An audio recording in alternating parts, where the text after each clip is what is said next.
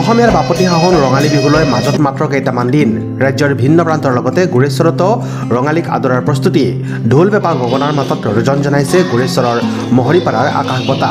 অঞ্চলটোৰ শিশুৰ পৰা যুৱক যুৱতীলৈকে অংশগ্ৰহণ কৰা এই কৰ্মশালাত এই পৰিৱেশ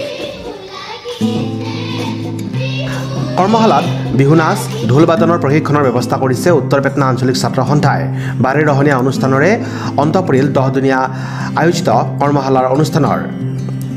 গুৰেশ্বৰ ৰাজচক্ৰ চক্ৰ বিষয়া ত্ৰিলীনা টাইট বন বিষয়া কামেশ্বৰ বৰকে ধৰি কেইবাগৰাকী বিশিষ্ট ব্যক্তি সামৰণি অনুষ্ঠানত উপস্থিত থাকে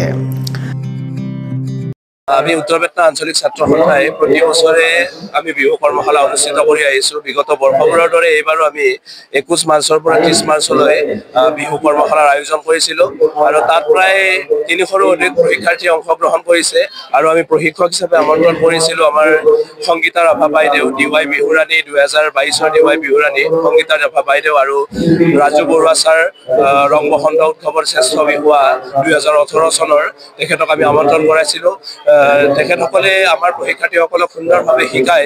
একেবাৰে পূৰ্ণাংগ বিহু এখন প্ৰস্তুত কৰি উলিয়াবলৈ সক্ষম হৈছে আৰু 10 দিনৰ অন্তত আজি সামৰণি অনুষ্ঠান আৰু এই সামৰণি অনুষ্ঠানত এই বৃহত্তৰ উত্তৰ পেটনা অঞ্চলৰ বিভিন্ন ৰাইজে ইয়াত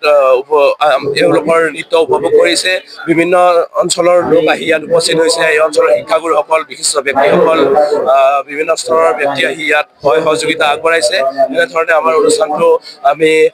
সাফল্যমণ্ডিত কৰাৰ কাৰণে আমি প্ৰয়াস কৰিছোঁ এইখিনি এবছৰো আমি বিহু কৰ্মশালা 10 দিনীয়া বিহু কৰ্মশালাৰ আয়োজন কৰিছিলোঁ 21 মাৰ্চৰ পৰা 30 মাৰ্চলৈ আৰু আজি সামৰণি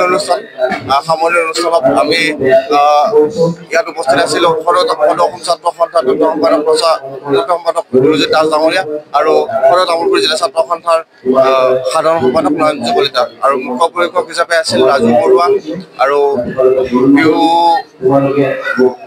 আজি কাৰ্যসূচী আছিল বিহু প্ৰশিক্ষণ যিসকল শিক্ষাৰ্থীয়ে প্ৰশিক্ষণ লৈছিল